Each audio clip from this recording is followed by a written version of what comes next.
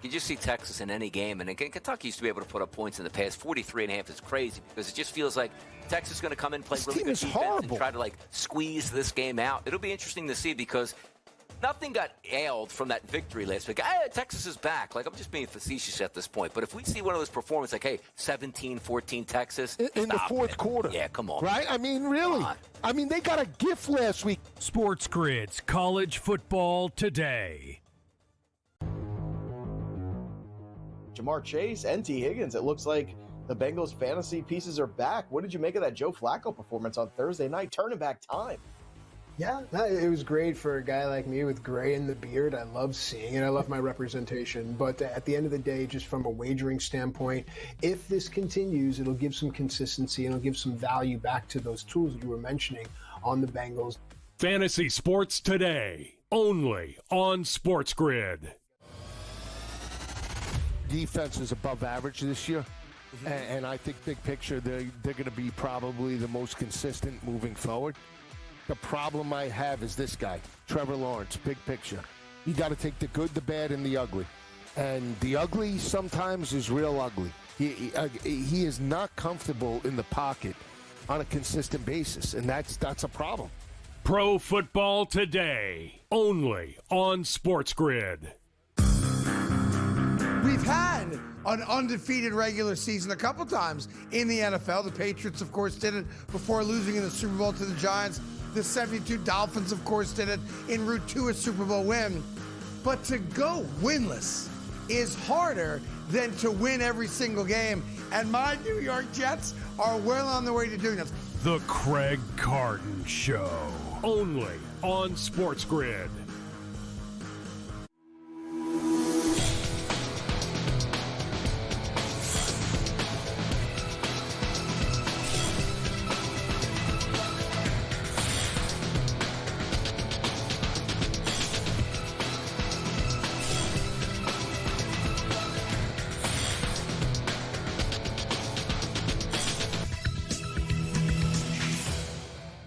Good afternoon. Welcome to NewsWire here on SportsGrid. I'm Craig Mish. Some very big, disturbing news in the world of sports betting, which we're going to focus a lot on here in this edition of the show. Breaking news from the FBI, from the NBA, and certainly surrounding two different stories all kind of bunched into one.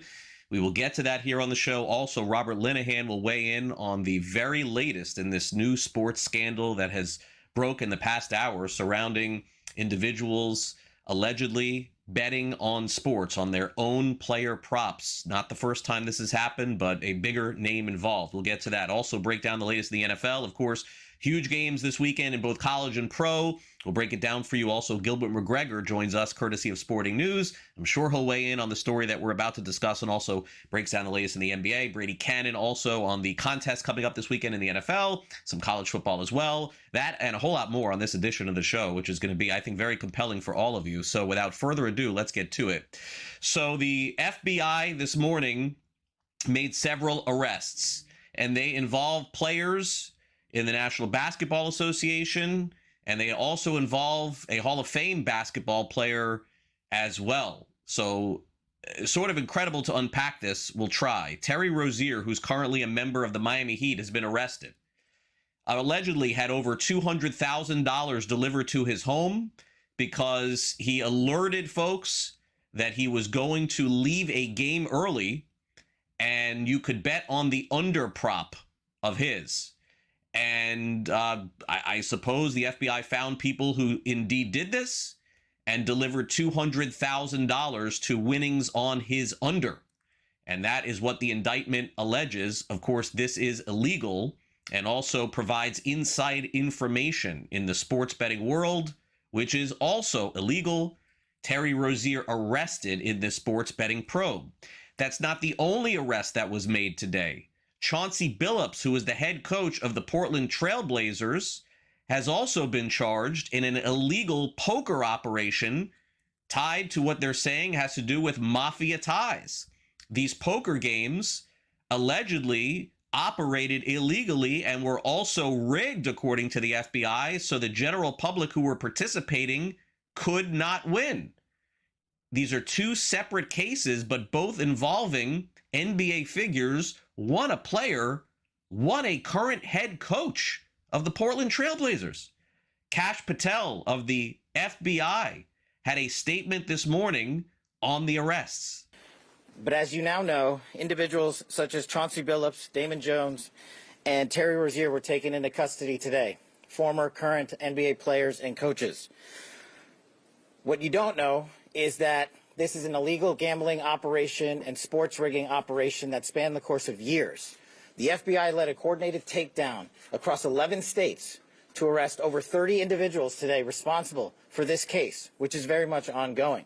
To be clear, we're announcing today indictments in two major cases, both involving fraud. One involves sports betting, and the other involves illegal gambling, very specifically rigged poker games. The first indictment involves 6 defendants who are alleged to have participated in one of the most brazen sports corruption schemes since online sports betting became widely legalized in the United States.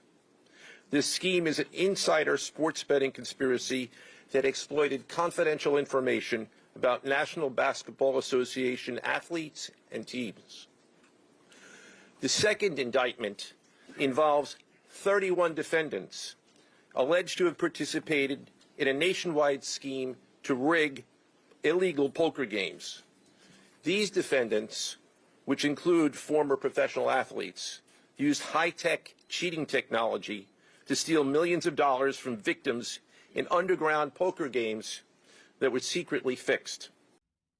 Wow, big news, of course, from the FBI, a story that will follow, I'm sure, today, tomorrow, throughout the week. Keep it locked right here to SportsGrid for the latest. All right, other sports stories involving sports betting on the lighter side. State of Missouri getting ready to open up sports betting on December the 1st. They handed out some temporary licenses yesterday to some operators, including BetMGM, Bet365, Caesars, Fanatics, FanDuel, Penn Entertainment. Temporary licenses make preparations needed before launching on the 1st, so this helps them get ahead of the big day coming up soon. National Hockey League also making news yesterday. They're the first professional sports league to partner up in the prediction market space. Wednesday, the NHL announced a multi-year partnership with Polymarket and Kalshi. The operation, again, runs throughout the world, and the prediction markets say that they're not sports betting. And so thus far, with no regulation, the NHL wise to take their money and partner up. FanDuel and DraftKings, meanwhile, are paying up. They paid Illinois nearly $4 million in additional tax revenue in August due to the state's per wager fee. That's even before they began paying the 50-cent rate. It was a quarter before that. And so good news for the state of Illinois. Bad news for those of you who bet on sports with those little taxes added to it. Okay, now let's get to some games tonight, shall we? Minnesota Vikings, Los Angeles Chargers, 8:15 Eastern tonight. Chargers 3.5-point favorites in Los Angeles at home. Vikings have decided to run it back with Carson Wentz at least one more time. Total 44.5 in this. Again, the challenge will be for the Vikings to do enough on defense to stop the Chargers, and Justin Herbert knows that he'll have to be having his head on a swivel with that Vikings D tonight. We haven't been able to have a ton of time watching so far, but they do a really good job getting after the quarterback. They're going to bring a lot of pressure, and they've got a really good front seven, really good cover guys, and some really good linebackers too. They're really well coached, and I think we played against them a couple years ago, and very tough opponent. So we have to be on our stuff. Quick week this week. Mindset is to go win this game. At the end of the day, I'm focused on the here and now. Don't have a lot of time or energy to think about beyond this one, quite frankly. So let the future take care of itself. But mindset is to go 1-0 this week and find a way to get mentally and physically as ready as I can in a short week. Practice reports from yesterday indicate Lamar Jackson still TBD for the weekend, but it would appear, based on the point spread, that Jackson is expected to play this week for the Ravens. Marcus Mariota, by the way, will start for the Washington Commanders. Sean Payton, meanwhile, yesterday apologized, saying that he didn't mean to offend Russell Wilson, who clapped back, with Payton's comments saying that they should have turned the quarterback position over to Jackson Dart a little earlier. I did. Look, in the euphoria, the way that game unfolded, that was strictly about Dart. I mean, and I that was in no way, shape, or form anything that was directed at Russ. So and I might be able to see how he might perceive that. But coming off that win and watching how he played, that wasn't any intention at all. Too late for that, Sean. Sorry. Justin Fields, meanwhile, looks like he'll be the signal caller again for the Jets because Tyrod Taylor is now banged up. You may remember the owner, Woody Johnson, said the other day it would be great if they could complete a pass in an NFL game. Justin Fields says he's not taking that personally. It doesn't bother me. It doesn't. Of course, everybody knows, I need to play better. We need to play better as a team. And of course, no matter how, the offense does as a unit, I'm going to get the blame. And I understand that. That's just what comes with the job. But honestly, it's what comes with it. So you can't let anything kind of affect your mind, my mind. And that's what it is. No matter if it's, him, no matter if it's, family members, even teammates, sometimes there's going to be times where you have to be the only one who believes in yourself. So, like I said, that's his opinion. And like I told you guys after the game on Sunday, I'm at peace. And all my focus is right now is working each and every day and getting better. So, yeah. In the NBA last night, great night for the San Antonio Spurs. Victor Wembanyama had 40 points as San Antonio beat Dallas last night, 125-92. Cooper Flagg had 10 points in his debut. Also, the Knicks beat the Cavs 119-111. 76ers over the Celtics by 1. And the Clippers beat the Jazz 129-108. Rest of the finals, we'll have them next. Gilbert McGregor joins us. Don't go away.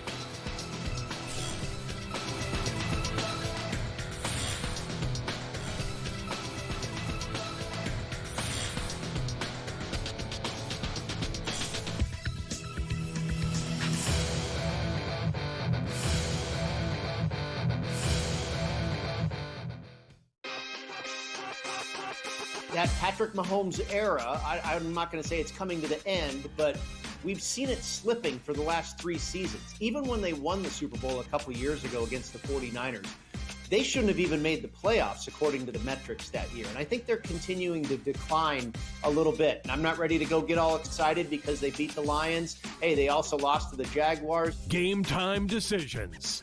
Only on SportsGrid. Great quarterback, the best quarterback in football. But when you play a 60-minute game of football on national TV and the referees do not call a single penalty against you when you committed 13 penalties the week before in a nationally televised loss, I'm sorry, but the jig is up. The Craig Carton Show. Only on SportsGrid. Better bets $90,000 FanDuel, New Jersey, LA. Oh, it must be some sharp hockey better. Yeah, or a rich kid with nothing better to do on a Tuesday night. You know what I mean? Yeah. That is funny. God rest his soul, Dave Sheridan always used to say, if he told me this one time, Gabe, he told me 1,000. It's not how much someone bets that moves line, it's who's betting. In-game live, only on SportsGrid. Paige or Caitlin? Who do you take and why? I think for the WNBA, in a sense where they're moving toward more guards when it's been very post and big heavy in the past. But there's a reason why Caitlin Clark set all those records at college and then went into the WNBA and set all those records immediately. I really do think she's just a different level talent. Betting above the rim, only on SportsGrid.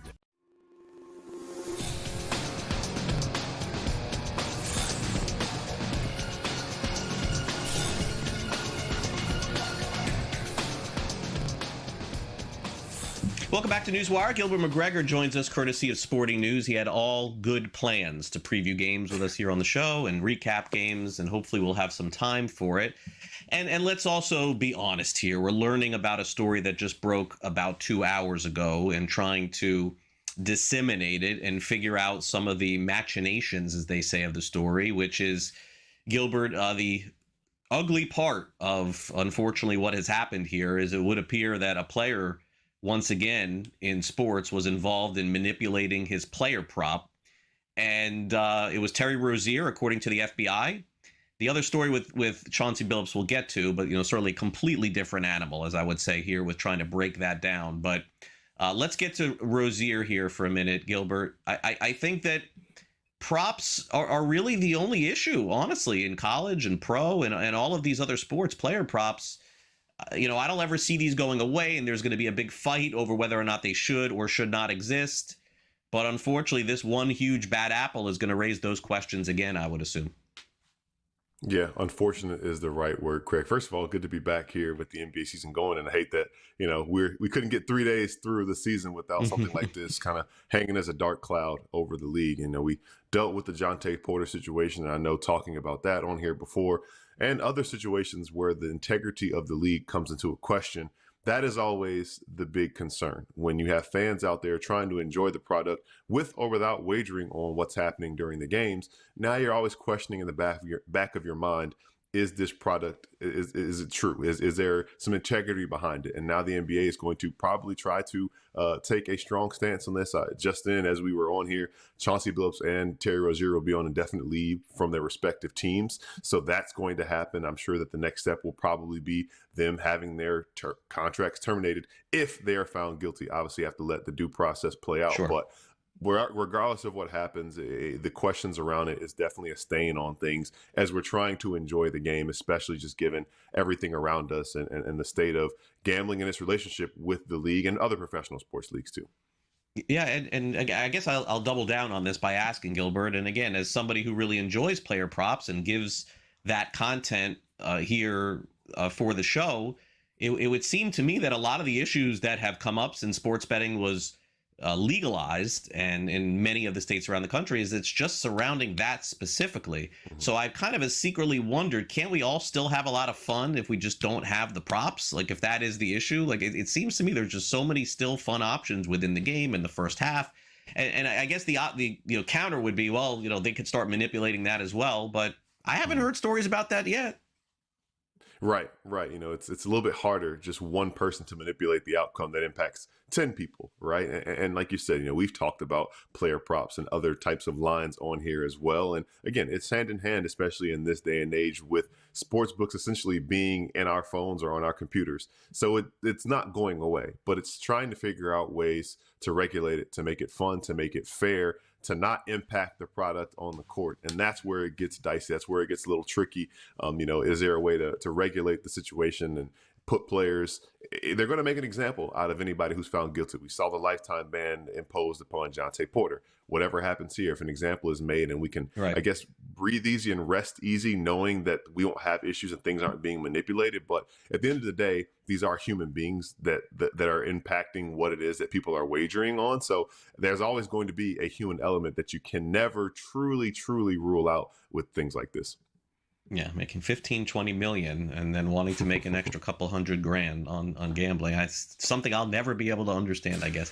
Well, anyway, Cavaliers Knicks get off to a really good start here. The Knicks and Cavs both at the top as far as odds to win the East, and the Knicks end up coming through yesterday as OG Anunoby and Jalen Brunson come through for them. And with all the injuries that the Knicks have to start, which I'll never understand how we're opening up a season and so many players are hurt. I don't get it. But fair enough. Knicks end up beating the Cavs on opening night. What's your opinion on that? I think that's something you can take a little bit away from. If you're the Knicks, you have high expectations. You bring in a new coach after one of the most successful regular seasons and postseasons that the franchise has had really in this century. So if you're going to be Mike Brown and you're in a situation, it's basically championship or at least finals or bust. And the fact they did not have Mitchell Robinson, the fact they did not have Josh Hart and were able to find a way to get a win over the Cavaliers, who are dealing with some injuries as well. Darius Garland not back in the lineup, but it's a good statement. It's always good to come out the gates with a win versus having a loss. And I think it's going to be a learning and growing process for that team under a new head coach, but that's certainly a good start for them. Battle of Texas, so to speak, between Dallas and San Antonio goes in favor of the San Antonio Spurs as Wemby is back and playing at a very high level.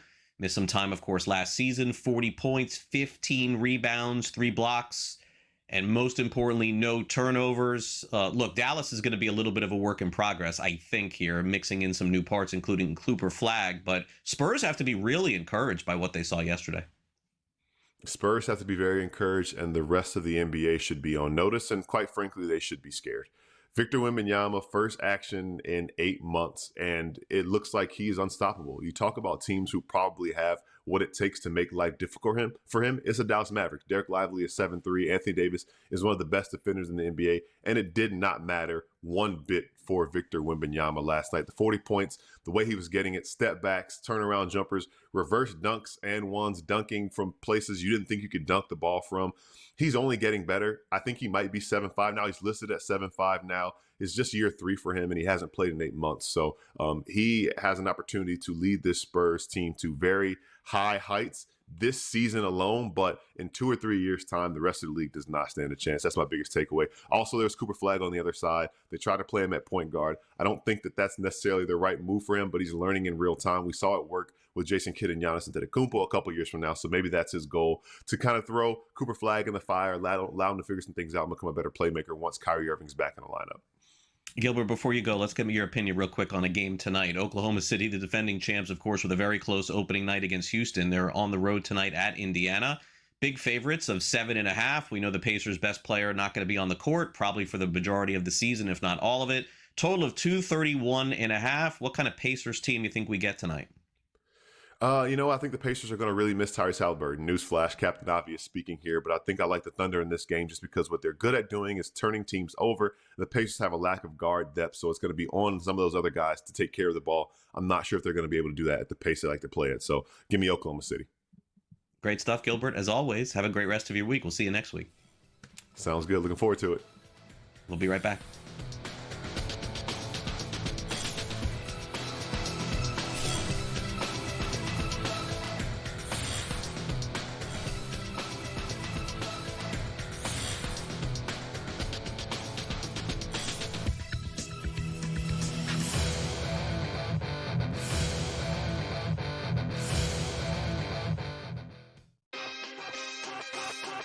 That Patrick Mahomes era, I'm not going to say it's coming to the end, but we've seen it slipping for the last 3 seasons. Even when they won the Super Bowl a couple years ago against the 49ers, they shouldn't have even made the playoffs according to the metrics that year. And I think they're continuing to decline a little bit. And I'm not ready to go get all excited because they beat the Lions. Hey, they also lost to the Jaguars. Game time decisions. Only on SportsGrid. Great quarterback, the best quarterback in football. But when you play a 60-minute game of football on national TV and the referees do not call a single penalty against you when you committed 13 penalties the week before in a nationally televised loss, I'm sorry, but the jig is up. The Craig Carden Show. Only on SportsGrid. Better bets, $90,000 FanDuel, New Jersey, LA. Oh, it must be some sharp hockey better. Yeah, or a rich kid with nothing better to do on a Tuesday night. You know what I mean? Yeah. That is funny. God rest his soul, Dave Sheridan always used to say, if he told me this one time, Gabe, he told me 1,000. It's not how much someone bets that moves line, it's who's bet. In-game live, only on SportsGrid. Paige or Caitlin? Who do you take and why? I think for the WNBA, in a sense where they're moving toward more guards when it's been very post and big heavy in the past. But there's a reason why Caitlin Clark set all those records at college and then went into the WNBA and set all those records immediately. I really do think she's just a different level talent. Betting above the rim, only on SportsGrid.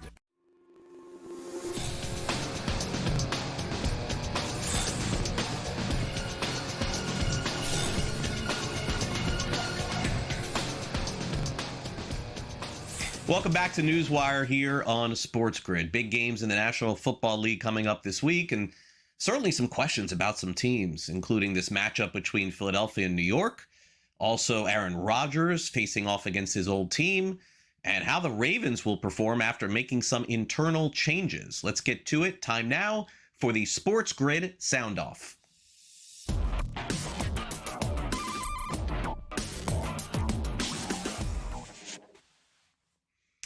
Reports surfaced early this week that the Ravens are making some changes. Not at quarterback, not at wide receiver, not at defensive end. making it inside their locker room. Not going to be able to play those, little games inside the locker room anymore. No video games and, it'll ping pong table, just removing everything and making the focus all about football and not fun. Well, is that true? Did that happen? After these reports surfaced, John Harbaugh had to face the media, of course, for the first time this week, and discussed some of those reports that came out. Matter of clarity, there was this report out that the coaches had all these games and extracurriculars removed from the locker room. Can you put in any clarification? Was that the players or the coaches? I would say that the report was inaccurate and false. The stuff was taken out of the locker room. I was informed of it after it was gone by the equipment guy, and that the players, the veteran players, a couple of veteran players got together and decided they wanted to take that stuff out. So my pinball machine that I had gifted the guys 2 years ago at Christmas, I don't know where it's at right now. So I don't know where it's at. It's in the storage room somewhere, I guess. I'll take it home. I'll take it back home. I like pinball. Can we find it? Yeah. You want it in the media room? Maybe it's in the media room right now. It's not. Okay, you would notice. Okay. That's why you're really asking. I see that. All right, meanwhile, the rematch between the Giants and Eagles come up this week. And, of course, some revenge in sight for the Philadelphia Eagles. We'll see if they could get it done this week against the new-look Giants, at least since Jackson Dart took over, a very competitive team. Here's Nick Sirianni on what that may look like this coming week. Every game, obviously, if we're getting up more for one game than the other, then we're not doing our job on a consistent basis. And so that's why you try to keep that same boring mindset over and over and over and over again, regardless of the opponent, regardless of anything. So, it's business as usual. And I've said this before. It's like, hey, if you need a little extra motivation and that doesn't distract, it's always about, does it distract you to put that extra motivation on you? Then don't use it. If it helps you, use it. Like, everybody's a little bit different there. Our job is to go through the same process and go. There's steps required to win. There's steps required to be ready to play, and it's about those steps, and that's what we'll be about. We know we got an opponent that that beat us a week ago, and our job is to get ready for every opponent the exact same way, and we'll be doing that this week. All right, and finally we get to the big night of Packers and Steelers. This is going to be Aaron Rodgers going up against his old team in Green Bay. Naturally, Rodgers not going to give you the answers that you want going into a big game like this. Always tries to keep it pragmatic, but here's how he feels going into Sunday night. Again, it would feel different if it was going back to Green Bay, but I have a lot of love for the organization. But wow, if we were playing Lambeau, that would be a little different feeling for sure. What are your emotions heading into Sunday? Just excited about the game. Okay. I'm going to do Messi. You didn't get a graphic for Messi, right? That many guys left that were there when you ain't that many guys, yeah. I don't know many of the guys over there. The guys I talked to, and I was looking at my phone, I got a text from the photographer, Evan, I love. The nutritionist, Adam, hit me up yesterday. My longtime buddy, Nate, one of the trainers, hit me up Monday. So I was with those guys for the majority of the 18 years, with Evan for about 12 to 15 and Adam for about the same and Nate for 18 and some of the equipment guys for a long time, Flea, Brian, the head trainer for all 18. So a lot of great relationships over there. And we got to take a quick time out here on NewsWire. Before we do, let me give you the quick update regarding this big story and the sports scandal surrounding sports betting in the National Basketball Association. Both Chauncey Billups, head coach of the Portland Trailblazers, and Terry Rozier of the Miami Heat have been basically sent away. They've been placed on indefinite leave in the National Basketball Association. The next step, of course, will go through either some trial or not. We really don't know. The story is just very fresh at the moment, so we'll continue to keep you updated. Also, real quick, this morning, biggest athlete in the world, Lionel Messi, signed a 3-year contract with Inter Miami. So some thought that he'd be leaving. Not the case. He's going to be sticking around through 2028. No word on the money yet with Messi. It's going to be a lot. All right, coming up next, Paul Stone joins us to break down college football. Don't go away.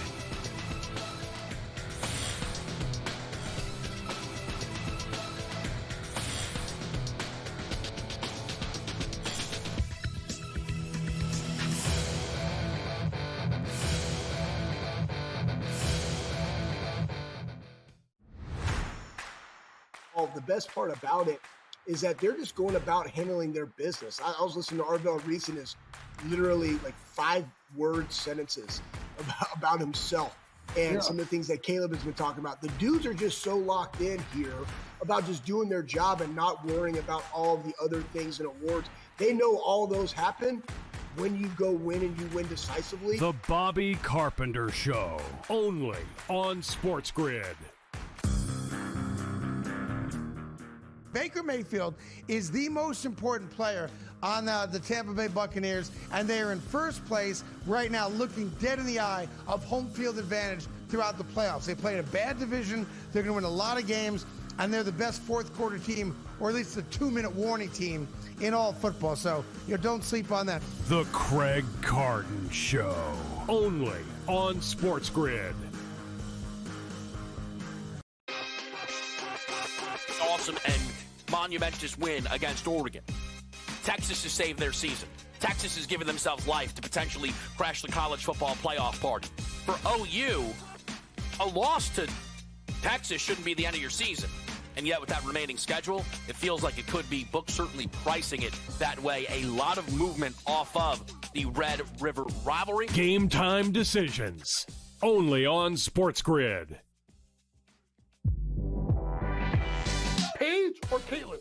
Who do you take and why? I think for the WNBA, in a sense where they're moving toward more guards when it's been very post and big heavy in the past. But there's a reason why Caitlin Clark set all those records at college and then went into the WNBA and set all those records immediately. I really do think she's just a different level talent. Betting above the rim, only on SportsGrid.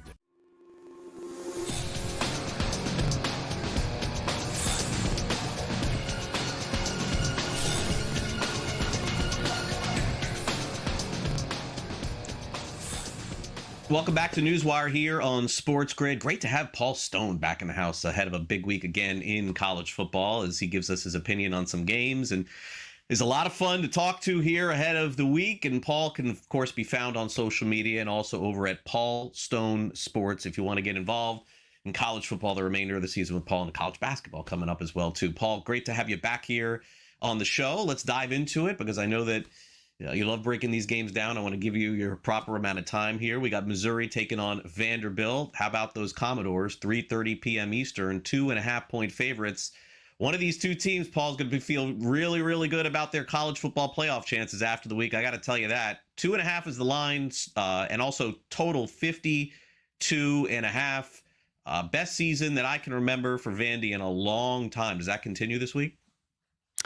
I'll tell you, it's a big game, like you said, not only for Vanderbilt, but for visiting Missouri as well. ESPN College Game Day coming to Nashville for only the second time in the show's history. They were there back in 2008.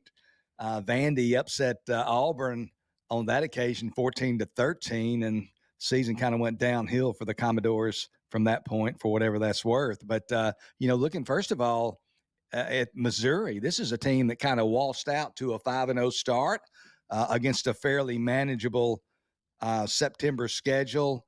But they have now split a couple of hotly contested matchups the past two Saturdays. First of all, they fell at home to Alabama 27-24 a couple of weeks ago. And then this past weekend, rallied to defeat Auburn 23-17. So they've had two in double overtime at that. So they've had two highly competitive games, their last two games. And now the Tigers have to travel for their second straight week, headed again to Nashville to face Diego Pavia and the Vanderbilt Commodores.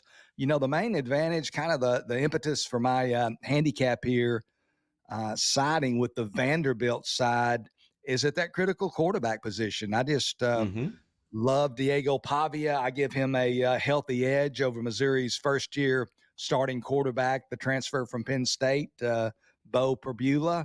Perbula, in each of his last two games, the two hotly contested games I mentioned, he threw 2 interceptions in both those games. So he's thrown 4 interceptions in his last 2 games. The Tigers in those games, -1 in that critical turnover margin category in both those games. So, you've got to feel like it's difficult to handicap the turnover component of a game. But you've got to feel like Vanderbilt's got a chance to at least hold serve or maybe even be on the positive in the turnover category. Again, Missouri off back-to-back games down to the wire, traveling for the second straight week. Vanderbilt's going to be energized by the game day appearance and that total experience. And again, they've got that Diego Pavia magic, the Diego Pavia effect, whatever you want to call it. The Commodores, they're 20-6 against the spread. Actually 14-6, I should say, 14-6 against the spread since Pavia arrived on campus prior to the start of last season. Give me Vanderbilt -2.5 over Missouri Saturday in Music City. Yeah, after taking on Missouri, it's on to Texas, Auburn, Kentucky, Tennessee. A little formidable, but not impossible. You're right, Paul. If Vanderbilt can win this game this week, it's time to have some serious conversation about the Commodores. All right, now let's have a serious conversation about the matchup in Starkville as Texas takes on Mississippi State. I'll set the landscape for you here, Paul. Mississippi State, they're not good, but they got the coach of the Gators fired last week for keeping the game close. Paul, Texas really hard to trust. I mean, certainly Arch Manning has not delivered anywhere close to the season that we thought he would. The total sits at 44.5 in this game, which is on the lower side, obviously, for a college football game, especially in the SEC. Who do you like in this one? And that little hook is hanging out there with Texas at 7.5, at least from what I see on my board here. And, Mississippi State, they're definitely not, in the upper echelon of the SEC, but they did, earlier this year, they beat Arizona State. They're in Starkville, the defending Big 12 champions. So, and I think they are improved, especially on defense. But this handicap, a lot of times when I make a wager on a side, Craig, I'm not so much betting on a team as I am betting against a team. And that's really what I'm doing here. This is mostly a bet against Texas. You look at that game against Oklahoma a couple of weeks ago, and it appeared that Texas and Arch Manning maybe had that offense headed in the right direction. It wasn't an overwhelming performance. They defeated Oklahoma 23-6, a very good Sooner defense. Manning looked more poised on his throws. Made a couple of out route throws that were NFL-type throws across the field, just on a rope. Their running game got going a little bit. Trey Wisner, 94 hard-earned yards on 22 carries against the Sooners. But alas, that offensive rebirth was short-lived against Kentucky. I mean, after taking maybe one step forward against Oklahoma, they took 2 or 3 steps back against the Wildcats of Kentucky. Just a miserable offensive showing. Manning he missed intermediate throw after intermediate throw. You're not going to hit them all. A college quarterback, certainly, you're not going to hit 100%, but you got to hit most of them, and he really missed quite a bit. The offensive line continues to struggle. They gave him very little protection, really didn't have much of a chance to begin with. Texas only 179 yards against Vanderbilt, only 3.25 yards per play. This was a a Mississippi State defense that gave up 455 yards to Ole Miss, 425 yards to Georgia. Texas, though, again, 179 and only 8 first downs. This Texas team just can't score. So, until further notice, when they go on the road, you basically, when you're laying 7 to lose, you got to think they've got to win by double digits. 8 and 9 are pretty much dead numbers. So I just think Mississippi State's got enough to keep it close. I like the Bulldogs. The cowbells will be clanging, I'm sure, there in Starkville. Give me the Bulldogs +7 over the Longhorns. Yeah, I like that one. Bulldogs been keeping games close. Maybe this is another one coming up this week. All right, so on the higher total side, Arkansas hasn't been able to stop anybody on defense all season. So they're taking on Auburn, and the total 56.5 in this game. I know Hugh Freeze, Paul, would love to hear from the university about a long-term extension, keeping him there. They seem to be in the dark a little bit here, maybe waiting to see how Auburn finishes their season. We know what's going on with the Hogs in quite the turmoil. They're going to be looking for a new head coach. So what kind of game do you think we're in store here for two teams probably not going to be playing for anything next month, but playing for a lot this week? Yeah, these teams both winless in conference play. Obviously, this is one of their better opportunities going up against each other to get that victory. Arkansas 0-3 on the year, Auburn 0-4. But man, these teams have been close. Arkansas, all of their 3 losses, one possession losses, and Auburn, 3 of their 4 games have been one possession losses. The only one that hadn't was the game against Georgia that they lost 20-10. And that was a game that many felt they should have been leading 17-0 late in the first half.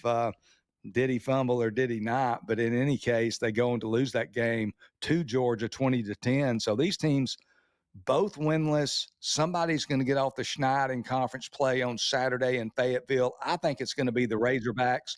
Earlier this week, Hugh Freeze told us that he was splitting reps between his starting quarterback, Jackson Arnold, the starter for the first 7 games, and backup Ashton Daniels, who played at Stanford last year. I think that means Daniels is going to start. You know, Auburn's offense needs a jolt. Arnold, rather, hadn't been able to give it to this point. I think they're going to go with Daniels. Their starting center is out for the year, Connor Lew for Auburn. They're going to have a new center. Could be raining. Offensive center calls the signals for the line. Just a whole lot of things here that give me pause about Auburn. I think Arkansas is still playing hard for Bobby Petrino, the interim coach.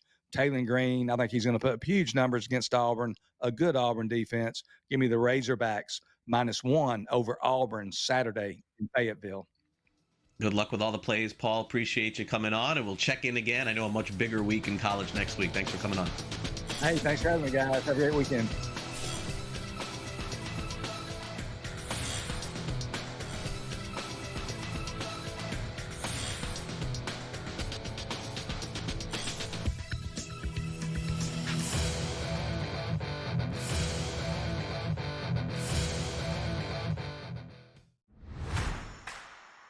The best part about it is that they're just going about handling their business. I was listening to Arvell Reese and his literally like 5-word sentences about himself and some of the things that Caleb has been talking about. The dudes are just so locked in here about just doing their job and not worrying about all the other things and awards. They know all those happen when you go win and you win decisively. The Bobby Carpenter Show, only on SportsGrid. Baker Mayfield is the most important player on the Tampa Bay Buccaneers, and they are in first place right now, looking dead in the eye of home field advantage throughout the playoffs. They played a bad division. They're going to win a lot of games, and they're the best fourth-quarter team, or at least the 2-minute warning team in all football. So, don't sleep on that. The Craig Carton Show, only on SportsGrid. Awesome and monumentous win against Oregon. Texas has saved their season. Texas has given themselves life to potentially crash the college football playoff party. For OU, a loss to Texas shouldn't be the end of your season. And yet with that remaining schedule, it feels like it could be. Books certainly pricing it that way. A lot of movement off of the Red River rivalry. Game time decisions, only on SportsGrid. Paige or Caitlin? Who do you take and why? I think for the WNBA, in a sense where they're moving toward more guards when it's been very post and big heavy in the past. But there's a reason why Caitlin Clark set all those records at college and then went into the WNBA and set all those records immediately. I really do think she's just a different level talent. Betting above the rim, only on SportsGrid.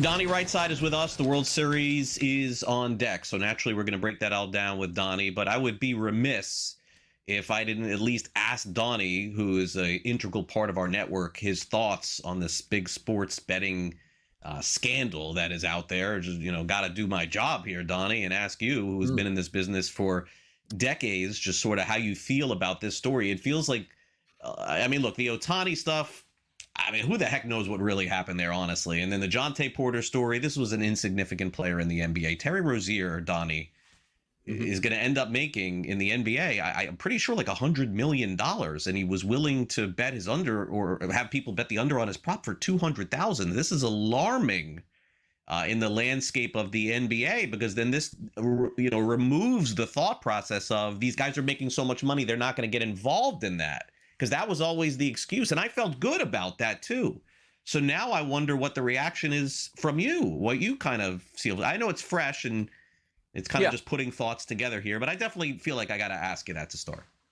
Yeah, we're humans, so some of us do stupid things. Like when you're making $25 million a year, to say, hey, instead of just giving my boys $10,000, $15,000 for the night to hang out, here, bet this. I'm going to leave the game early to set you guys up for $200,000 and risk my entire career. But understand this. The one thing that people don't understand is, oh, maybe gambling isn't so good anymore at this point. Understand this. The fail-safes in legalized sports gambling are sensational now at this point, which allows us to say, hey, why is a guy that uses FanDuel or DraftKings here, Craig, betting $10 to $15 a game, then all of a sudden bet $1,000 on an under, let's just say, for Terry Rozier? It's due to bring up those flags and eradicates that information. One thing we do know, it's the same thing across all walks of life. Legalized, obviously, alcohol. You can drive, but you can't drink and drive. People do that every single day. People are going to make stupid decisions because sometimes we're human beings. It's just amazing to see a guy who seemingly has it all risk his entire livelihood over a couple $100,000 when he's set to make 20 times that each and every year. It's pretty insane. So my livelihood and yours is based around sports betting. So in no way can we be fully transparent or accurate. We want sports betting to continue. It is our jobs, but transparently speaking, though, Donnie, this is the fair question I think we have to ask. Yes. I don't think anything needs to be changed in the landscape of betting against the spread, first halves, etc. Is there some question about player props? Have we gone too far down the road with player props? And specifically, does this look, it's going to shed light on not doing it in a very big way. I think, Donnie, it opens up a little bit to the kids in college. Hey, wait a second. All of a sudden, Terry Rozier got paid $200,000 for something on his prop. Maybe I can make, I'm not saying that is the case. I just want to at least ask the question, specifically only on that. The optics are bad. Like, there's no question about it. Like, when we're doing a live show this morning on the early line, it's popping that people are getting suspended. Now, we don't know what the initial information was, but you're figuring they're betting on sports, and oh my goodness, this isn't a good look. But it's seeming like we're all too far down the track, if that makes sense. Because when you take a look at the whole grand scheme of things, the NBA is completely in bed with gambling. So are all sports leagues. There's a reason why, Craig, these teams are going from, wait, man, I paid $100 million for this franchise in 1992. Now I can sell it for $6 billion. That's a big part of it. And understand the larger part of the story. Let's just say last night's football game, Craig, the early game, about 19 million people watched that. Just say 2 or 3 knuckleheads sent issues to some players who didn't cash props for them. That's a small microscope that we're starting to pick up at this point. People do dumb things, and also social media exacerbates that because you're allowed to amplify it. It wasn't a good look. The optics aren't good, but gambling is here to stay. Same thing with cigarettes. Same thing with alcohol. It's not the best for you. It's a vice for most people, but hopefully you just tame it down. And us being in the sports business, it's not a good look because the people that don't understand what's going on, oh, look at that. It was never this bad. It was always this bad. The mafia was always connected to sports gambling, and keeping it in the shadows was not a good thing. Bringing it to light, you're also going to bring out the cockroaches that are going to scramble around at times too. It's just a part of life that you deal with. And sometimes money is just too big to slow the train down, Craig, and that's what we're finding out. Yeah, definitely so. And I just, I just wonder how the perception, if it ever becomes reality with that. Of course, we have a good understanding of the industry. A lot of people don't, and naturally there's going to be some big mouths popping off about things they don't understand, not on, watching our network too, and that's what we'll be up against as well. All right, so that is the big story of the day. We probably could do this for an hour, but we do have a World Series to talk about here. It's the Dodgers, Donnie, and I know your Phillies aren't in it, but the Dodgers, who are going to trade for, of course, Bryce Harper as soon as the season. No, I'm just kidding. The Dodgers take on the Blue Jays.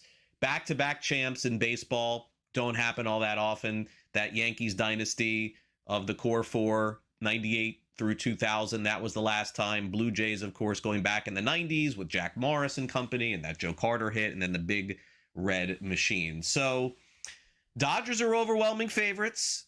I haven't been able to find anybody that's willing to take the Blue Jays to win the series, Donnie. I do know some smart people who have told me, hey, why can't Toronto win a couple games in the series? I think that certainly is a fair question to ask. Where are you as we get ready for the Fall Classic coming up later this week?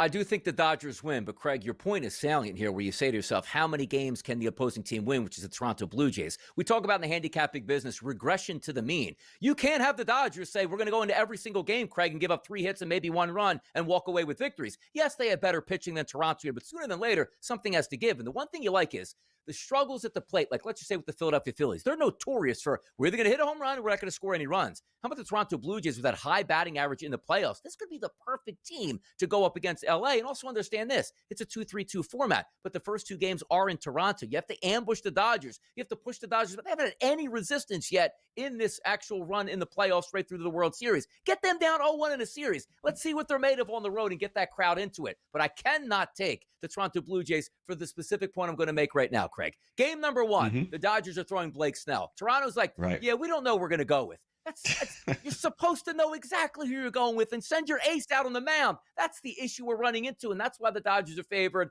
and that's why, Craig, the Dodgers are going to win this series. All right, so let's look at game 1, Donnie, before we let you go here. As you mentioned, Blake Snell's been dominant for a couple months now. Minus 154 on the road at Toronto is going to be a phenomenal scene. Total of 7.5. And then, Luke, let's flip to the next board here. Total amount of games, 5.5 for the series. So before you go, Donnie, on the way out, give me your leans, if anything. Very hard to just take the Dodgers. I understand that. 4-1 sounds right for the Dodgers, but I got to be honest, that 7.5 going to the over is very intriguing for game number 1. Layoff, extended time, Bichette's coming back. Maybe Snell's a little bit off. You get to both of these bullpens. How about a contrarian look at game number 1? Give me the over, Craig.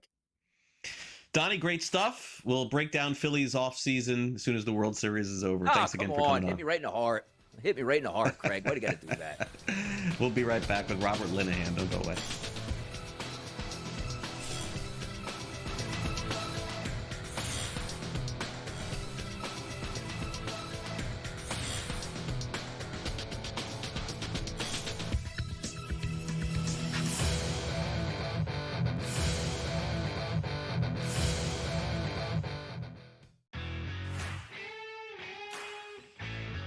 After the first week of football, who'd have thought Alabama would be right back on the top? After a couple losses, Texas would have a chance to be back where they are. And we've all kind of watched Texas A&M and Ole Miss kind of jump right in the hunt. And, that Texas A&M's kind of become my dark horse because they can beat you offensively and they can beat you defensively. The Bowden Blitz, only on SportsGrid.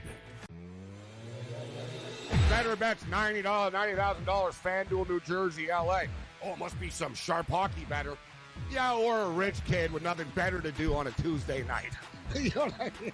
Yeah. That is funny. God rest his soul, Dave Sherapan always used to say, if he told me this one-time game, he told me 1,000. It's not how much someone bets that moves line, it's who's bet. In-game live, only on SportsGrid. I think they are fringes. Yeah, that might be a push. That's a preference thing, I think. Do you want to be in the SEC? Do you want to live in Happy Valley versus Norman? Maybe you can go down to Texas. I would take Norman. Well, to go down and get talent out of Texas. Yes. But I think you got to have alumni, president, athletic director that are all on board and committed to winning. And you need to have a fan base that shows up in sports. The Bobby Carpenter Show, only on SportsGrid. Football contest season is back, and so is the Las Vegas Football Contest Show. Season 2, the sharpest football contest show in the land. Focusing on all 3 Circus Sports contests and the Westgate Superbook Super Contest, we handicap the games and release our contest picks every week of the season. Featuring Super Contest champions Brady Cannon, James Salinas, and former NFL player Mike Pritchard, all team will have you prepared this season like none other. Check us out every weekend right here on SportsGrid.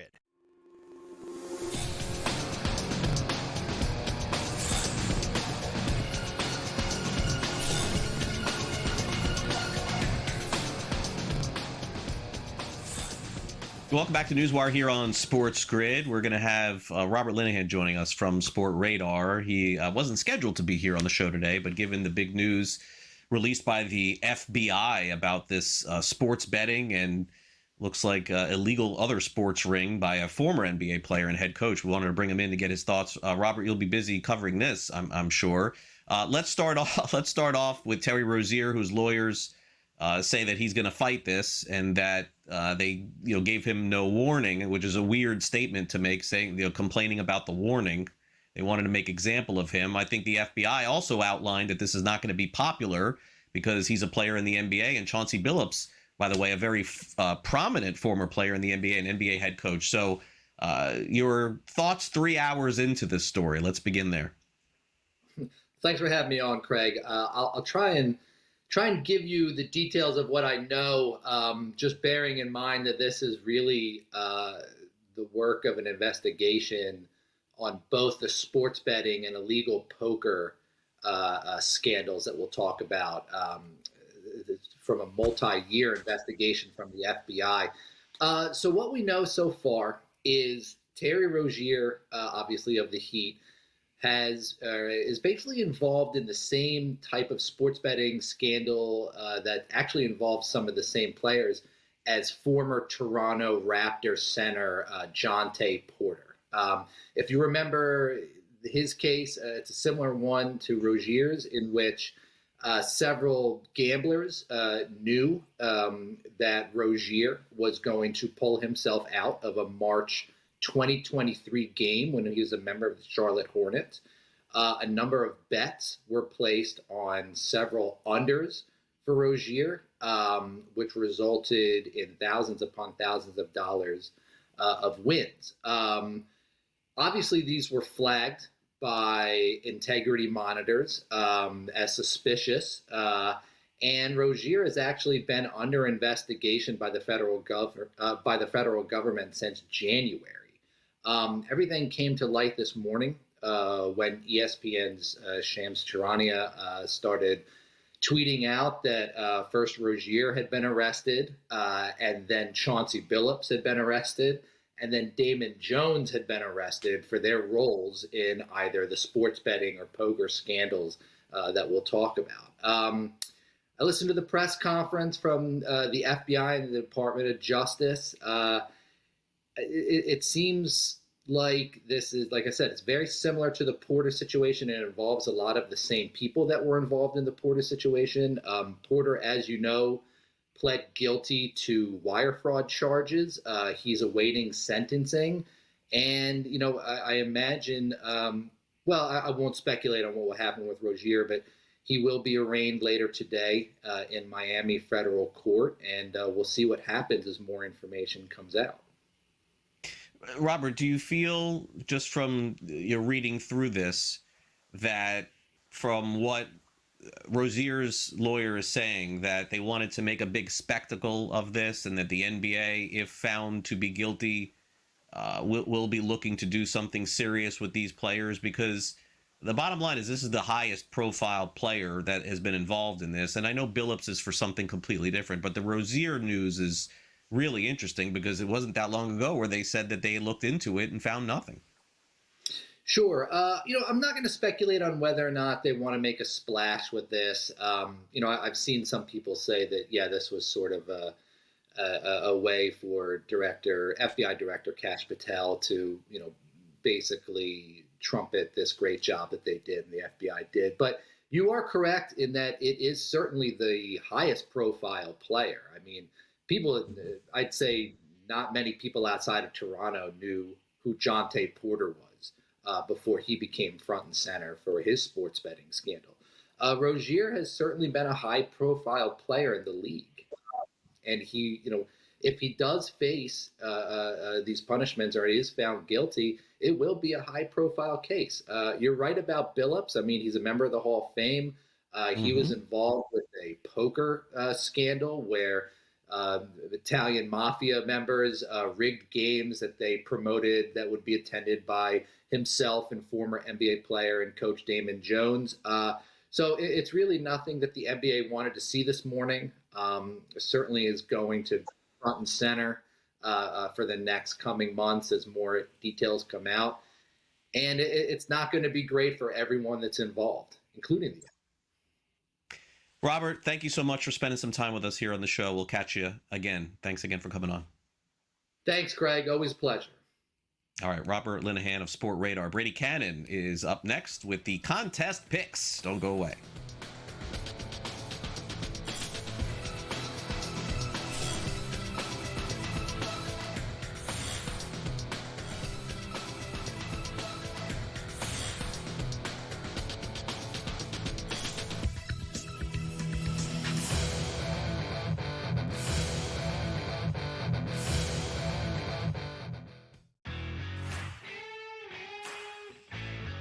After the first week of football, who'd have thought Alabama would be right back on the top? After a couple losses, Texas would have a chance to be back where they are.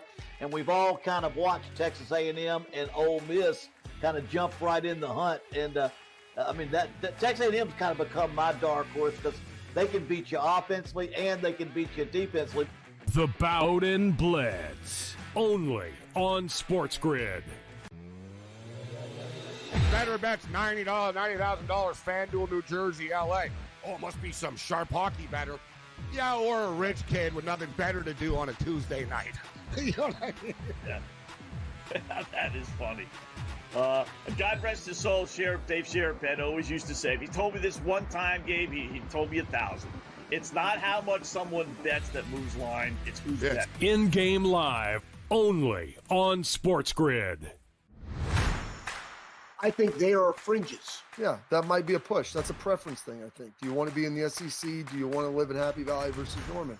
Maybe you can go down to Texas. I would take Norman. Well, to go down and get talent out of Texas. Yes. But I think you've got to have alumni, president, athletic director that are all on board and committed to winning. And you need to have a fan base that shows up in sports. The Bobby Carpenter Show, only on SportsGrid. Football contest season is back, and so is the Las Vegas Football Contest Show. Season 2, the sharpest football contest show in the land. Focusing on all 3 Circus Sports contests and the Westgate Superbook Super Contest, we handicap the games and release our contest picks every week of the season. Featuring Super Contest champions Brady Cannon, James Salinas, and former NFL player Mike Pritchard, all team will have you prepared this season like none other. Check us out every weekend right here on SportsGrid.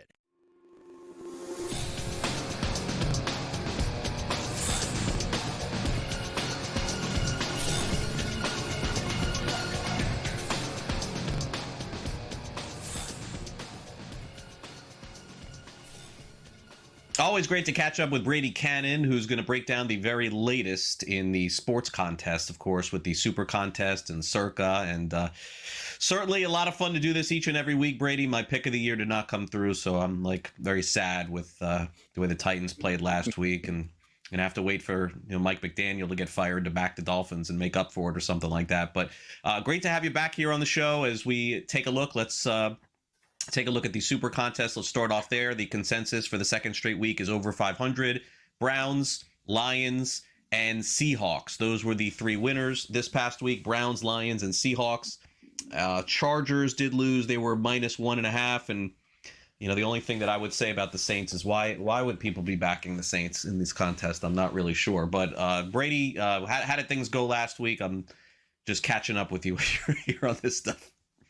Yeah. First of all, along the lines of your theory and the Titans pick, we were with you. We took a little bit of a gamble on that. It was kind of against the grain, and for a minute it looked like a good pick, and then they became the Titans, and they did Titans things. But our friend Rich Shermanello, who appears on the network quite a bit, a real sharp mind as far as college football, let me know that 5 interim coaches this season in college football are 5-0 against the spread in that first game since the coach has been fired. So, if we shift that theory over to college, it's working just swimmingly so far. Not the case yet in the NFL. We did not do great on the contest. We went 2-3, so we're still right around 500. Yeah. Another one of my teams pulled a 5-0. So knock on wood, Wow, that was okay. really nice. And it was kind of a week when a lot of people got healthy. The Circa Sports Million consensus went 4-1. The Super Contest consensus, as you just noted, went 3-2. So that's the best week they've had all year for both contests combined, for sure. I think this week becomes interesting because we've got 6 teams on a bye. This is the smallest week we've had so far as games to choose from. So, most people don't land on the Thursday night game. So that leaves you with 12 games, and you've got to take 5 out of 12. It's probably going to be very difficult if you're just looking to dodge the consensus. You're probably going to stumble across at least one of them with your 5 plays. Yeah, unequivocally the toughest week of the season. As you mentioned, 6 teams off, 2 teams with backup quarterbacks, with Carolina and Washington. Another team with Atlanta. We're not even sure about, Penix starting this week. It's a very tough handicap. And Brady, what I would ask you is that when so many teams are off and you're, talking about dodging the consensus, I mean, is it just simply betting quarterbacks this week? When you look at it, you have so many poor and backup quarterbacks playing in the National Football League, and it feels like a lot of them are on display this week. Well, I think a lot of people would make an argument that Tyrod Taylor is better than Justin Fields if he is indeed going to get the start for the New York Jets. I think some people might argue the same, that Andy Dalton is, a preferred quarterback choice for bettors over Bryce Young. And then finally, you have Brock Purdy and Mac Jones. We haven't seen a whole lot of difference. Mac Jones has been great. I think he's won 2 out of 3 games that he started for the 49ers and, throwing for 350 yards, probably playing the best football of his career maybe, and has a real connection there with Kendrick Bourne as he did with the Patriots when they were together in New England. So, and then Joe Flacco. He's obviously been an upgrade for the Cincinnati Bengals. Now, I don't know if I want to lay 6.5 points with them this week. They are playing the Jets, but it seems like the last few weeks we've been here advocating for the Jets, and they have just not come through for us. My goodness. I think Survivor's really interesting this week too, Craig. Not a whole lot of carnage last week. We're down to about 4,200 people, or 4,200 entries anyway, left in Circa Survivor. But again, you have that short card. Now you have the Chiefs as a massive favorite. They're certainly the biggest favorite on the board. There's a lot of 6.5 and 7-point favorites. So there are, conceivably a lot to choose from as far as big favorites. But I talk about the Chiefs, and I find this very interesting. And we've talked about this as well. I think with some of your entries, you have to just forget about the holidays and just try and win games. The Chiefs, the Packers, the Lions, and the Broncos all play on either Thanksgiving or Christmas or both. And those teams have been used quite a bit, heavily in Circa Survivor so far. And we know Circa isolates those Thanksgiving and Christmas Day games as individual weeks. So there's going to be a lot of people in this contest, if they make it that far, that are going to have slim pickings to choose from on the 2 holidays. College football, as we enter the halfway point of the college football season, if you factor in the college football playoff and everywhere else, we are there this week. How is that contest shaping out? And, certainly a lot more games to choose from. So naturally, the percentages are going to be higher in college than they will be in the pro.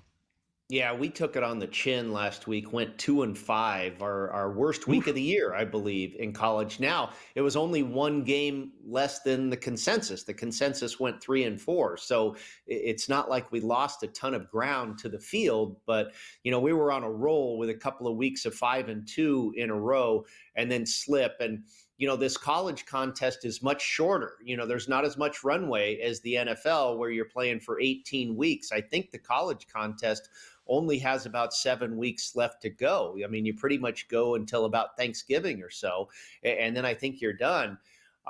So I think I'm going to have to ask my partners this week, and I'd like to know what Paul Stone said. I don't know if Paul's given you any insight as to where he stands in the college football contest, but if you're trailing right now, I think it's time to get a little aggressive, and pull some atypical choices here and try and make up some ground. Yeah, he was really against Texas, it sounded like, of all the 3 games. He was really on going against his home state, huh? Mississippi State. It sounded like, look, he gives out the picks, and then I got to figure out from listening to him which are his favorites. But it sounded to me like getting 7.5 from Mississippi State at home against Texas was his way to go. Brady, I'm sure you saw this before we break and take care of the NFL stuff. I'm sure you saw this story with the FBI getting involved and indicting, Chauncey Billups on I guess like some poker game that was fixed. And then, that we have this situation with Terry Rozier, who's made hundreds of millions of dollars and is willing to punt his props for a couple $100,000. You and I are going to be involved in talking about this stuff here on SportsGrid and, hopefully shedding some light as to how we feel about it. And I know that you've been in Las Vegas forever, so that's going to be the buzz out there as well. Obviously, a very disappointing story. I think it doesn't tell the whole story about legalizing sports betting, but as I've explained to my previous guests here on the show, Brady, and trying to keep it transparent as we make our living doing this stuff, is that I don't agree with a lot of the concerns that are going to come out after this, but one of them that I do a little bit is with the player props. At some point, limitation on some of the individual player props is, why can't we just bet props and the most you can bet is $500 or $1,000 or something like? I mean, everybody could still have fun, and we would never have to worry about this ever again. I'm not for banning anything like that, but to me, it seems like that's the easiest answer. I would totally agree with you. I would hate to see any sort of ban. And yeah, I was just talking with Frank, the producer, before we came on. It was a shock to wake up this morning and Chauncey Billups, who seems like such a good guy, and it doesn't mean that he's not. But the other thing I believe, Craig, is a lot of people, I think, are going to pound their fist and go, see what happens when you legalize gambling? No. This has been going on since the beginning of time. There's just more transparency, like you say. We have more information. We're sitting here talking about it on TV, on radio, social media. I think there is just much more exposure. There's more integrity. There are more eyeballs on all this stuff. So there's more discovery. I don't think there's necessarily any more of it necessarily going on than there has ever before. Agreed, Brady. All right, we'll be back with Brady's picks in the NFL for the week as he gets ready to make his own picks in his contest. Don't go away.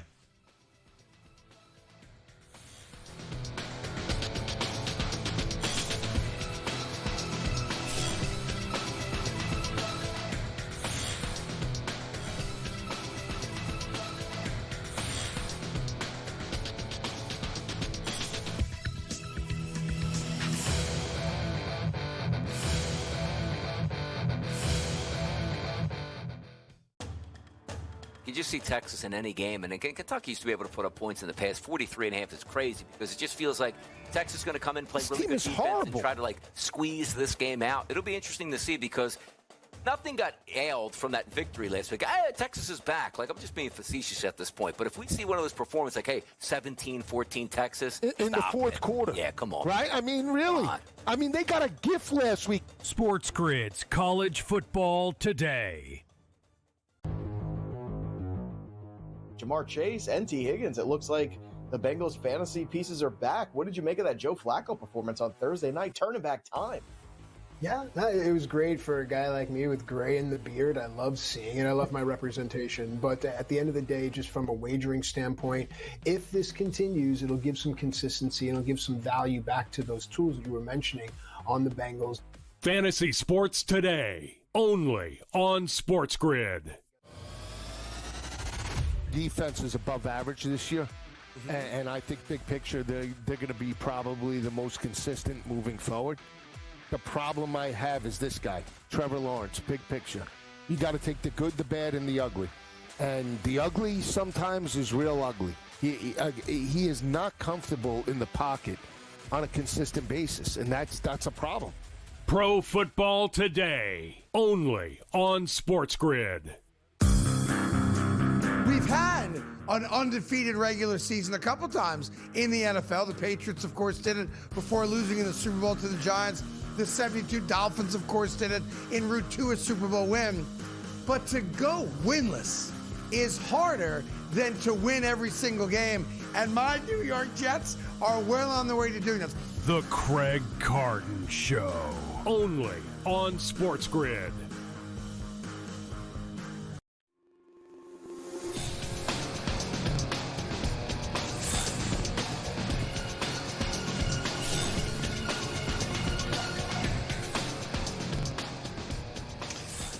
All right, this is going to be a tough week in the NFL. We know that. And so we're going to flip the script. Brady and his teams are going to go all 5-0 this week against the spread in the contest.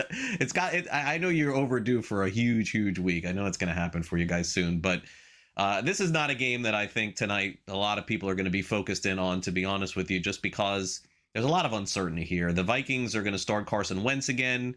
It seems like Wentz is putting together 2 quarters at a time of success, and the rest, you got to count on that defense. They're in Los Angeles tonight to take on the Chargers, Brady, where the Chargers have absolutely no home field advantage whatsoever. They're banged up on their lines, and they're eking out wins. Last week, they didn't look very good against the Indianapolis Colts. It feels like the first month of the season, Brady, may end up being the best month of the season for the Chargers because they simply haven't looked nearly as good since. Yeah, and it's really unfortunate. I think they are a very good team that really had a lot of upside, but now because of injury, they're pretty much an average team. And I have really been puzzled for the second straight week in a row why they're favored. You know, I understand being favored, or I understand having a greater margin versus the Vikings versus the Colts, but it was pretty clear that they shouldn't have been favored against Indianapolis. So I actually took the 3.5 with Minnesota. I was on Minnesota last week as well. Very disappointing performance coming out of the bye. I don't care if it's McCarthy or Wentz, you know, behind center. I would have thought with kind of a shaky beginning, a very inconsistent beginning to the season, and a very good coach like Brian Flores and Kevin O'Connell, that you would have gotten things right after a week off and given Philly a better fight. And even with not playing that well, they still had multiple chances to keep that game close, if not win.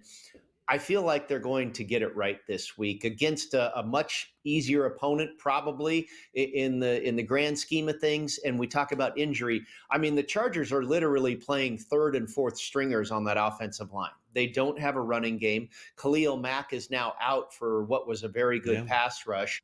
They do have good numbers against the pass, but they're not stopping the run. They're just not doing a lot of things very well. And yet here they are. For the most part, we're seeing it come down to a 3-point favorite. And there's the hook is gone in a lot of places, and I think that's telling. Yeah, Vikings fans going to probably be, I would say, in Los Angeles. Usually it's the Probably opponent there. The only thing is it's a Thursday night, so maybe that's a little bit different, but it's been a problem in that stadium. The other fans usually show up for the games against the Chargers. All right, so the Bills are coming off a bye. And this is why the line is -7.5. There's folks out there, Brady, that think they're going to just maul the Carolina Panthers this week because they've had a couple of weeks to prepare. The total's 46.5. And let's also keep it honest, Buffalo has not played well. They haven't covered spreads. They've lost some games. Carolina probably going to Andy Dalton this week. I would assume they made that announcement, although Bryce Young yesterday was back on the field. It still feels like Dalton's going to start. Total of 46.5. The kind of game, as I say, Brady, that you're in the first quarter and you're going to know whether or not you have a shot if you took the Panthers in this game. You're going to know early. You're going to know quick. Are the Bills ever going to really get it going again? I don't know. It's weird. Yeah. If they are going to get it going again, I would have to believe it's going to be this week. This is a situation I typically like to bet on a team like the Bills, who lost 2 straight going into their bye. And that's a perfect time to pause. Okay, let's stop the bleeding. Let's reset. We know we're a very good football team. We're still one of the favorites to win the Super Bowl. Let's get this right. It's been a couple of tough weeks. Let's figure out how to stop the run, first of all, for God's sakes. They're giving up almost 6 yards per carry on the ground, the worst in the NFL. And conversely, the Carolina Panthers are really starting to come around with what is a formidable running game with a combination of Rico Dowdle and Chuba Hubbard, who's now back in the lineup. So if I had to play this, against the spread, I'd probably want to take the Panthers. But there's also that theory that I typically like to bet on that team that is struggling going into the bye week. Gotcha. Get things right. And then so I'm probably going to stay away from this game. My numbers tell me Panthers, but I think the situation, the Bills could get right here and win this one by 25 points. I don't know. Yeah, probably teaser involved in that one. Just Buffalo to win the game. Maybe that could be an option. Possibly. Browns at the Patriots this week. The Patriots, they doomed me last week with that win against Tennessee. But Brady, what's really fascinating about them, they're showing no let up at all. They're taking on these bad teams and just beating them by a lot. So Cleveland tends to keep the game close because of their defense, and the total tells us that the Browns D is going to show up in New England this week because the total is 40.5. But New England could easily just put up 17 and win this game 17-6 or something like that too. That could happen. Can the Browns put up enough offense to beat the Patriots? I feel like had that game last week between Cleveland and Miami been a little bit closer, then maybe perhaps when you looked at the Patriots this week, the Patriots would be 10 or 11 point favorites. But I suppose the Browns getting only 7 is a product of them playing at least better on offense. Yeah, I would agree with that. I think this is a nice situation for Cleveland. You're right. The New England Patriots, I believe they've won 4 in a row. I know they've won 3 in a row, all on the road. They played 3 straight road games, and they won each and every one of them. I think coming home now, they exhale for a minute, because that really takes a lot to go out on the road 3 straight times. I don't care who you're playing. Now they come home and they probably just take a breath and go, wow, that was a lot of hard work. And I think the Browns can kind of catch them napping for just a moment. New England is not good against the pass. They defend the run very well, and so does Cleveland. And Cleveland, or the Patriots, we know, do not have a great running game. So that just seems like a stalemate there. As the Browns can make New England one-dimensional on offense and make Drake May beat them through the air, and maybe he's able to. We've seen money come in on Cleveland. This is down to 6.5 in a lot of spots. And I like the Browns. I did bet the Browns +7. I think this is a spot where we can catch New England in a little bit of a flat spot after a great run that they've been on. It feels like their stock could not be much higher than it is right now. So, yeah, they probably find a way to win this game. I think Cleveland could win it. It was impressive. It's not like a good team that, right, is just rolling along, that has a letdown. I think Cleveland's win last week gives a team hope and is a possible springboard for good things to come down the road. So I think their defense shows up here. They keep this one close, 3 or 4 point game. Brady, great stuff as always. Good luck this week. We'll catch up again next week. Thanks, Craig. Brady also.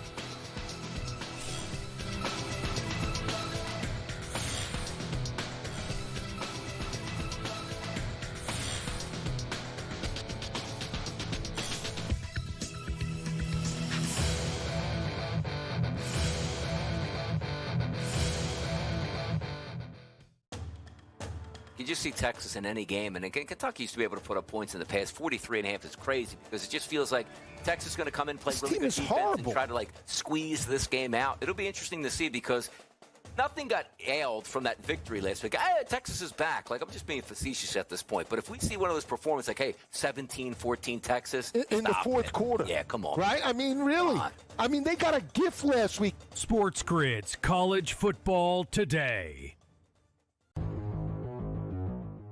Jamar Chase and T. Higgins. It looks like the Bengals fantasy pieces are back. What did you make of that Joe Flacco performance on Thursday night? Turning back time. Yeah, it was great for a guy like me with gray in the beard. I love seeing it. I love my representation. But at the end of the day, just from a wagering standpoint, if this continues, it'll give some consistency and it'll give some value back to those tools that you were mentioning on the Bengals. Fantasy Sports Today, only on SportsGrid. Defense is above average this year, and I think big picture they're going to be probably the most consistent moving forward. The problem I have is this guy, Trevor Lawrence, big picture. You got to take the good, the bad, and the ugly. And the ugly sometimes is real ugly. He is not comfortable in the pocket on a consistent basis, and that's a problem. Pro Football Today, only on SportsGrid. We've had an undefeated regular season a couple times in the NFL. The Patriots, of course, did it before losing in the Super Bowl to the Giants. The 72 Dolphins, of course, did it en route to a Super Bowl win. But to go winless is harder than to win every single game. And my New York Jets are well on their way to doing this. The Craig Carton Show, only on SportsGrid.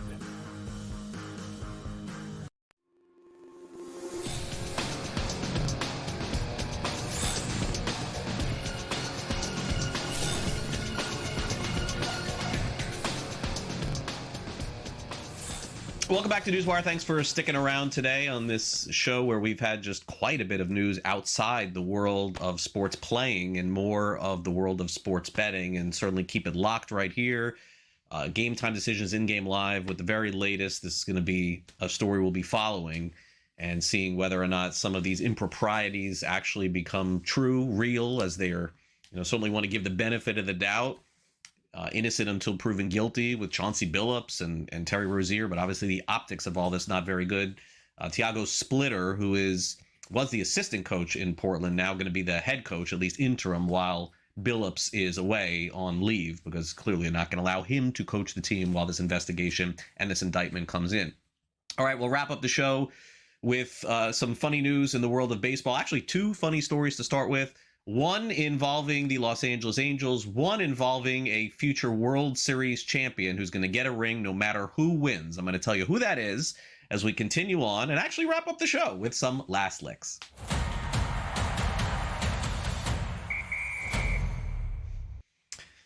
This was a very funny post that I saw today that I wanted to bring to you here on the show. So the Los Angeles Angels have a pitcher named Yusei Kikuchi. And Yusei Kikuchi had made some comments to the media that one of the issues that he had this past season pitching for the Angels was that the air conditioning didn't work in the Angels weight room. And the general manager was asked about this. Perry Manassian, he's the GM of the Angels. He was asked about this by reporter Sam Blum of The Athletic. And Blum asked him point blank why the air conditioning isn't working in the team's weight room. I mean, look, this is coming from a player here who's telling you this. You got to follow up. I've been down this reporting story before. Manassian, the GM, shut that question down and said the air conditioning is great, very cold. The Angels, you can't make this up, go online and post for a job opening with the organization. The job is for an HVAC technician. For those of you who are not familiar, that's an AC person, guy, girl, whoever. They need help fixing the AC. It gets posted online immediately after this question was asked. Can't make this sort of stuff up. And is it a little gotcha there? Yeah, probably so. But Angels are a Major League Baseball organization. They can afford to pay guys like Mike Trout $40, $50 million a year. You got to get that AC fixed. If a player is saying that, you got to get it fixed. And by the way, what would have been wrong with Manassian saying, I'm not aware of this or it's not working? Totally fine. Instead said it is, and then now he's got to look stupid. Okay, Jose Urena, he pitched for the Angels at one point. He also pitched for the Marlins and the Mets and everybody else in Major League Baseball. He also pitched for the Toronto Blue Jays. Jose Urena pitched for 5 teams this season. I got to know Urena when he pitched opening day for the Marlins at one point. So Urena is in a very rare position where he is rooting for both teams in the World Series. Why do I say that? Because it doesn't matter who wins. Urena pitched twice for the Dodgers this season. He pitched 6 times for the Toronto Blue Jays this season. So what does that mean?